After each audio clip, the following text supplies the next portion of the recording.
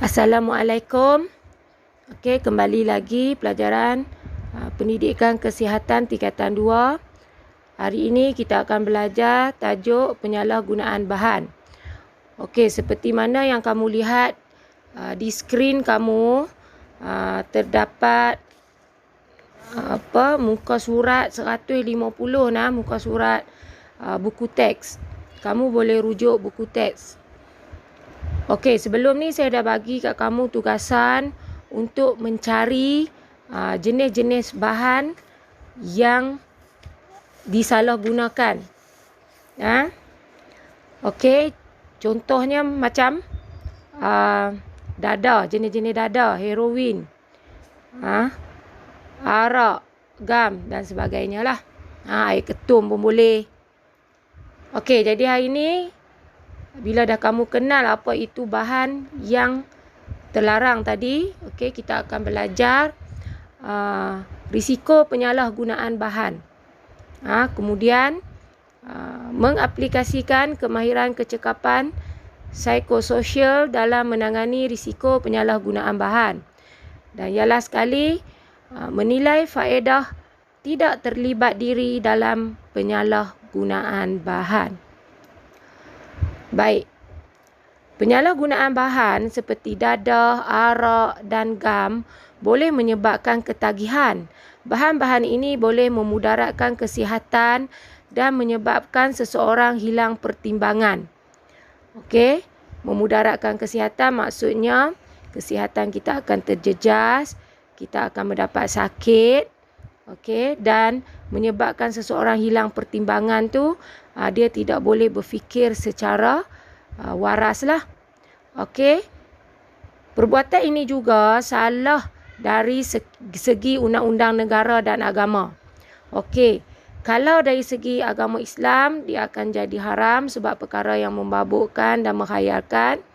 Kemudian dari segi undang-undang negara, kita ada akta tertentu boleh membawa hukuman penjara, sebat dan juga hukuman gantung. Okey, perbuatan ini boleh membahayakan penagih, keluarga dan masyarakat. Penagih bermaksud orang yang mengambil bahan tersebut boleh membahayakan diri dia dari segi kesihatan dan keselamatan. Keluarga pula mungkin dia tidak dapat menguruskan keluarga dia dengan baik, mungkin menyebabkan penderaan fizikal lah, pukul dan sebagainya, dan juga masyarakat boleh terjejas lah sebab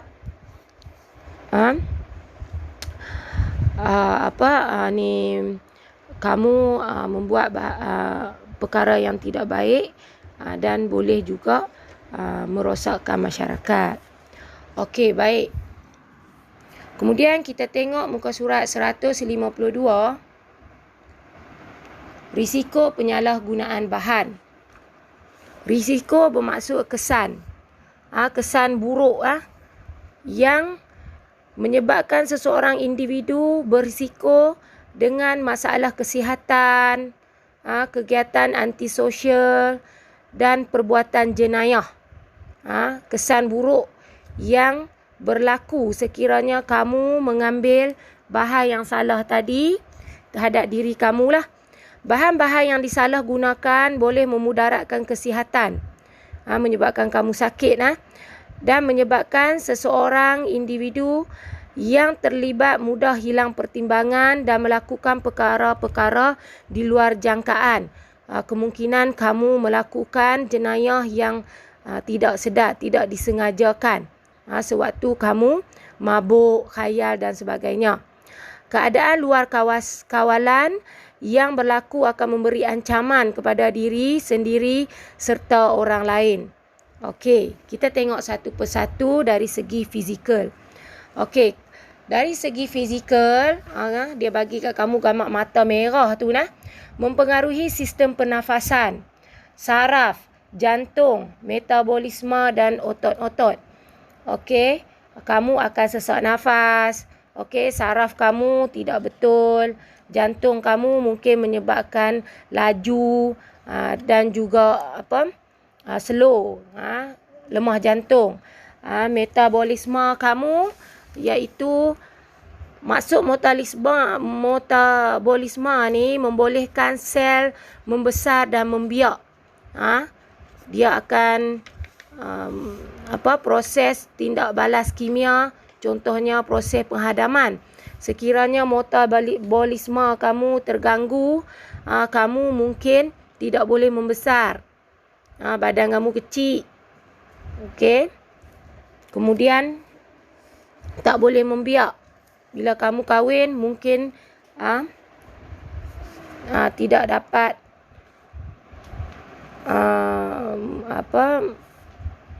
mendapat zuriat yang baiklah. Kemudian otot-otot badan kamu akan mengecut dan sebagainya. Fungsi otak terganggu sehingga menyebabkan sawan. Sawan tu kalau bahasa Kedah dia cakap tarik. Okey, mata akan kelihatan merah dan berair serta hidung berhingus. Kalau kamu tengok dalam filem, watak pelakon yang melakonkan penagih dadah ni selalunya macam itulah, mata merah, lepas tu berhingu berair hidung dia. Kemudian perut berasa sakit, kadang-kala muntah dan cirit-birit sehingga menyebabkan berat badan terjejas. Okey, orang yang mengambil dadah, arak, satu lagi ketum, satu lagi menghidugam, badan akan susutlah. Kamu akan muntah sebab terganggu saraf kamu. Cirit-birit menyebabkan kamu akan kehilangan air yang banyak dalam badan. Tubuh akan menggigil akibat penurunan kadar metabolisme dalam badan. Okey, sebab apa? Tindak balas kimia tidak boleh berlaku dalam badan kamu. Terganggulah, metabolisme kamu terganggu, menurun, tidak boleh sel membesar dan membiak.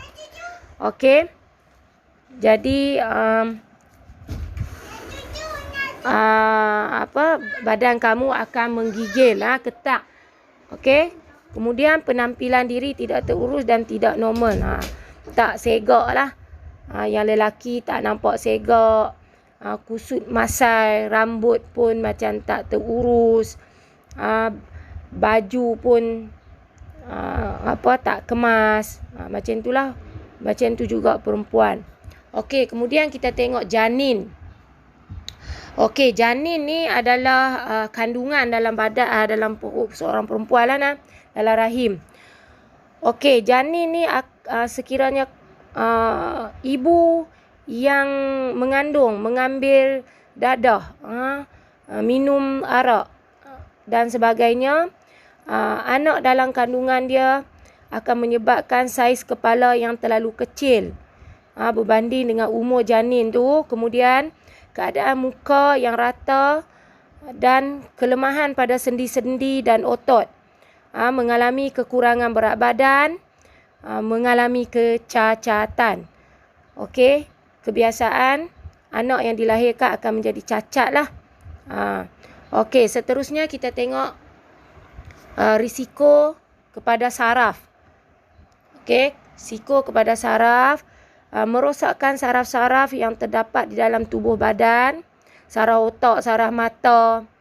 Okey, semua saraf dalam badan akan menjadi rosak lah. Kalau mata nampak kabur, otak pun dia dah tak boleh nak fikir dengan elok.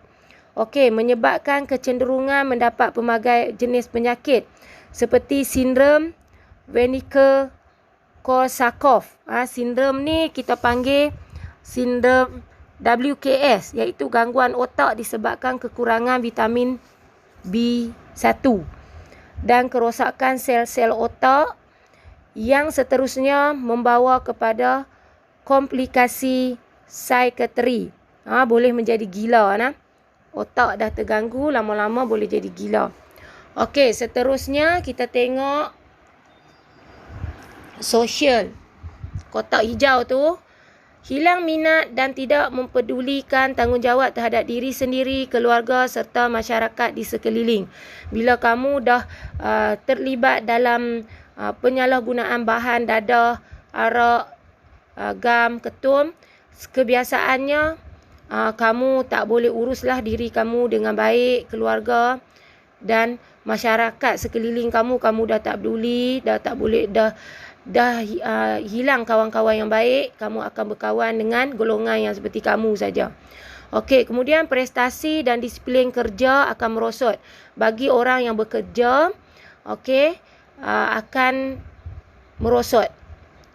Mungkin tak datang kerja sebab apa? Kamu dah ambil bahan tu, kamu dah terleka lah. Jadi tak mai kerja, lepas tu tingkah laku dan sikap akan berubah daripada apa yang biasa diamalkan sebelum ni. Contohnya daripada seorang yang periang kepada pendiam. Kamu akan menjadi pendiam, kamu akan menjadi seorang yang pemarah. Okey. Menyendiri, suka duduk sorang-sorang lah, tidak menghiraukan kesihatan diri. Sebab kamu dah belajar tentang risiko penyalahgunaan bahan, kamu akan mendapat segala penyakit, tapi kamu tetap ambil juga, bermaksud kamu tak risaukan kesihatan diri kamu. Nak jadi apa pun kamu tak risau. Okey, bersikap pemarah sehingga berlaku perpecahan, penderaan dan keganasan dalam keluarga. Kebiasaannya akan berlaku penderaan lah. Okey, kalau kamu tak ada duit, contohnya kamu dah badan menggigil, dah tiba waktu untuk kamu mengambil bahan tu tapi kamu tak ada duit. Jadi kamu mungkin akan berlaku pertengkaran dengan ahli keluarga seperti ayah, ibu, suami, isteri. Okey, kalau mereka tak bagi duit, mungkin kamu akan pukul dan berlaku keganasan lah di dalam rumah tangga. Okey, lebih suka menyendiri macam saya kata tadi, suka duduk sorang-sorang, kunci diri dalam bilik untuk menghayalkan diri kamu. Disisih oleh keluarga dan masyarakat. Orang tak suka lah, keluarga pun tak suka, masyarakat pun tak suka, jiran-jiran pun tak suka. Okey, kemudian kita tengok mental dan emosi. Dari segi mental dan emosi, otak dan juga perasaan dikenali sebagai kesan psikologi, berasa seronok, terangsang, halusinasi dan khayal. Bila kamu ambil saja bahan yang terlarang tadi, kamu akan merasa diri kamu seronok. Okey, lepas tu duduk suka berangan-berangan. Benda yang kamu suka. Halusinasi, kadang-kadang mendengar suara-suara yang tertentulah dekat telinga kamu sedangkan tak ada orang cakap pun. Kemudian hilang kawalan diri dan fikiran. Kamu dah tak boleh nak kawan diri kamu dan pemikiran kamu tidak berasa segan silu untuk melakukan perkara di luar batasan. Selalunya kalau kamu berkawan lelaki perempuan mungkin akan berlaku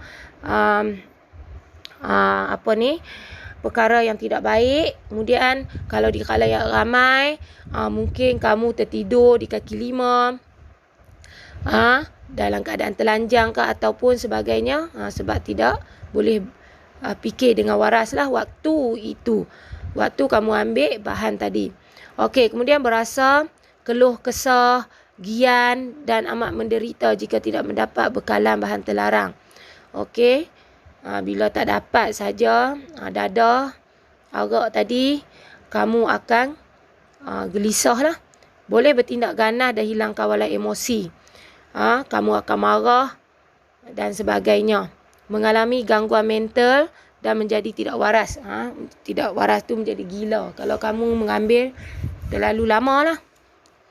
Okey, kemudian kita tengok otak. Bahan terlarang akan mengawal minda. Masa kamu ambil itu, otak kamu tu dah tak boleh berfungsi seperti biasa. Okey, bahan tadi yang akan mengawal otak kamu tu sebab kamu akan merasa seronok lah, halusinasi. Kadang-kadang kamu melakukan sesuatu perkara secara tidak sedar. Okey, merosakkan pemikiran lah. Fikiran kamu dah tak jadi seperti orang normal. Hilang rasa malu, fikiran bercelaru dan pergerakan menjadi tidak terkawal. Suka menerima pelajaran. Kalau main sekolah mengantuk lah, tidur, tak boleh fikir dah. Otak dah tak boleh berfikir secara baik. Tidak boleh menumpukan perhatian. Kemudian semakin banyak bahan terlarang dalam badan, fungsi otak semakin tidak terkawal sehingga tidak sedar diri. Boleh pengsan tiba-tiba dan seterusnya boleh mengakibatkan kematian. Boleh menyebabkan kematian secara mengejut. Dah banyak sangat ambil dadah. Okey, kemudian yang terakhir kita tengok risiko kepada hati. Hati akan mengalami kerosakan yang serius seperti sirosis hati dan boleh membawa maut. Mengurangkan kemampuan hati untuk berfungsi dengan lebih sempurna. Okey, kamu akan dapat penyakit hati dan boleh membawa maut tu, boleh matilah. Okey, seterusnya kita tengok kemahiran kecekapan psikososial. Penyalahgunaan bahan boleh mendorong seseorang terjebak dalam kegiatan antisosial dan perbuatan jenayah yang akhirnya memberi impak negatif terhadap diri, keluarga, masyarakat dan negara. Okey, kamu boleh terlibat dalam jenayah lah. Kalau kamu tak ada duit, tapi kamu nak kena beli juga dadah tadi, kamu akan mencuri, merompak. Mungkin kamu akan melakukan pembunuhan. Okey, seterusnya pembentukan generasi pemimpin turut terbantut. Malahan akan tercetusnya polemik dalam aspek ekonomi, politik dan sosial. Okey, kalau dah ramai sangat orang yang mengambil bahan terlarang, generasi muda tidak akan majulah. Okey, tiada lagi pemimpin yang berdedikasi. Okey, kemudian ekonomi akan merosot. Politik dan sosial semua merosot. Sehubungan itu setiap individu bertanggungjawab. Diri kamu kena tahu, okey, mengaplikasikan kemahiran kecekapan psikososial dalam menangani risiko penyalahgunaan bahan. Okey, kita tengok aplikasi kemahiran kecekapan psikososial dalam menangani risiko penyalahgunaan bahan. Yang pertama, kesedaran diri merupakan aspek penting. Kamu perlu sentiasa mengingatkan diri kamu, okey, supaya tidak terjebak dalam aktiviti penyalahgunaan bahan. Penting untuk membentuk minda yang positif. Sentiasa berfikiran positif agar sentiasa dapat membentuk keputusan dengan pemikiran yang rasional lah. Okey, pendidikan penyalahgunaan bahan di sekolah merupakan langkah awal. Macam saya bagi tahu sekarang ni, dalam tingkatan 1, tingkatan 2 kamu dah belajar tentang pendidikan penyalahgunaan bahan. Jadi kamu dapat membendung masalah penyalahgunaan bahan dalam kalangan murid ataupun diri kamulah. Pendidikan penyalahgunaan bahan pada dasarnya bertujuan mendidik, memberi maklumat awal supaya kamu tidak terjebak lah. Okey, yang ketiga, hubungan kekeluargaan dan interpersonal memainkan peranan penting dalam memastikan ahli keluarga tidak terjebak dalam masalah penyalahgunaan. Sikap mengambil berat, bertanggungjawab dan penyayang. Maksudnya dalam keluarga kamu perlu memainkan peranan penting. Ibu, ayah perlu tahu anak berkawan dengan siapa, okey, pergi mana dan aktiviti mereka lah. Kemudian sentiasa berkasih sayang dalam keluarga supaya kamu berasa disayangi dan menyayangi lah. Kemudian pihak kerajaan dan badan bukan kerajaan boleh memainkan peranan dalam usaha mengurangkan masalah penyalahgunaan bahan ni melalui program. Okey, dalam TV dah ada banyak program motivasi, kempen kesedaran. Kemudian satu lagi ada bahan-bahan cetak yang telah kita kata diiklankan di jalan raya dan sebagainya. Kadang-kadang iklan dalam TV pun ada. Jadi maklumat awal untuk pendedahan terhadap penyalahgunaan bahan telah pun diberikan secara meluas. Semua orang dapat mengakses di TV, di handphone, YouTube dan sebagainya lah. Okey, kemudian kita tengok faedah tidak melibatkan diri dalam penyalahgunaan bahan. Banyak faedah nah. Kalau kita tengok dalam dialog ni di muka surat 155, dia dah cakap kat situ, kita akan sihat. Kamu tidak terlibat diri dalam penyalahgunaan bahan tersebut, kamu akan sihat dari segi mental. Otak kamu eloklah, tak menjadi gila. Okey, dan emosi kamu boleh kawal. Penampilan diri menjadi lebih kemas dan menarik. Orang yang terlibat dalam penyalahgunaan bahan ni selalunya tak terurus, busuk, okey, dan sebagainya. Berdasarkan poster yang anda lihat ni, jelaskan faedah tidak terlibat dalam gejala penyalahgunaan bahan. Okey, cikgu tu dia tunjuk penyalahgunaan bahan dadah, gambar tu. Jadi apa lagi faedah? Kita dapat mengelakkan diri daripada melanggar undang-undang. Kita tak termasuklah dalam jenayah yang penyalahgunaan bahan tadilah, yang mungkin akan menyebabkan kita dipenjarakan ataupun boleh dihukum gantung sampai mati. Kemudian satu lagi, prospek pekerjaan juga lebih baik. Itu faedah dia. Kita bekerja dengan baik, segala idea kita boleh sumbang dengan baik. Kemudian status keuangan, duit kita juga stabil lah. Tidak mengelakkan perpecahan keluarga, tidak berlaku keganasan keluarga. Okey, prestasi akademik dalam pelajaran juga lebih baik, serta hubungan sosial dengan rakan dan masyarakat lebih mesra. Tu ada berapa faedah? Yang pertama, kita sihat. Yang kedua, kita mengelak diri daripada melanggar undang-undang. Kemudian pekerjaan kita menjadi lebih baik. Yang ketiga. Yang keempat, status keuangan stabil. Yang kelima, mengelakkan perpecahan keluarga.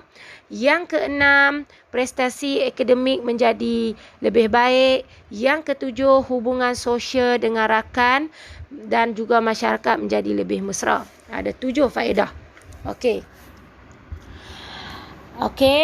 Cikgu harap kamu dah dapat faham dengan penerangan yang cikgu berikan. Jadi kamu tengok muka surat 156 dan juga 157. Kita akan buat latihan pengukuhan soalan nombor 1, 2 dan 3. Ya, soalan nombor 1, 2 dan 3. Okey, kita tengok dulu soalan nombor 1. Soalan nombor 1 dia kata Azman telah meninggalkan separuh daripada puntung rokok yang dihisapnya di bekas abu rokok apabila menjawab panggilan telefon. Adiknya yang melihat keadaan itu boleh sama ada mengambil bahagian puntung rokok tersebut untuk mencuba atau meninggalkannya. Apakah kesan dan akibatnya daripada setiap pilihan tersebut? Okey, maksudnya adik tadi dia nampak abang dia tu hisap rokok, duk tengah menyala lagi, dia pergi letak dekat bekas abu. Okey, kalaulah dia ambil pilihan yang pertama, mencuba. Kamu tulis kesan dia, sama ada kesan menghisap rokok apa benda, kamu tulis kat situ. Okey, dan juga akibat dia. Kalau yang nombor 2 tidak mencuba, apa kesan dia? Kesan dia mungkin kita panggil paru-paru kamu tidak rosak. Macam tu. Okey, kamu boleh tulis lah. Okey, kesan yang tidak mencuba tu, kamu akan menjadi sihat. Dan seterusnya. Kamu tengok soalan nombor 2. Sufian sedang berjalan pulang ke rumah. Dia telah terlihat sekumpulan rakannya sedang menghisap dadah dan menawarkan kepada Sufian untuk mencubanya dengan mengatakan bahawa dadah boleh membawa ketenangan. Sufian terus berfikir. Okey, orang ajak dia nak bagi dia dadah. Okey, jadi kita tengok sama ada dia terima ke tak. Okey, kalau dia terima, apa kesan dia dan apa akibat dia. Kalau dia menolak, apa kesan dia dan apa akibat dia. Kamu boleh tulislah pelbagai jawapan yang kamu agak betul lah. Kemudian nombor 3, rakan Simon mengunjungi rumahnya dengan membawa 2 tin minuman arak. Dia mempelawa Simon untuk cuba meminumnya dan merasai kenikmatan minuman tersebut. Okey, kawan kamu bawa botol arak ke rumah kamu dan mengajak kamu minum. Jadi apakah kesan dia kalau kamu menerima dan kalau kamu menolak? Kamu tulislah dalam kotak tu. Okey, jadi kamu tulis nota daripada slide pertama sampai akhir dan juga jawab latihan pengukuhan. Bila siap, kamu hantar jawapan kamu melalui WhatsApp kepada cikgu. Okey, sekian saja. Terima kasih.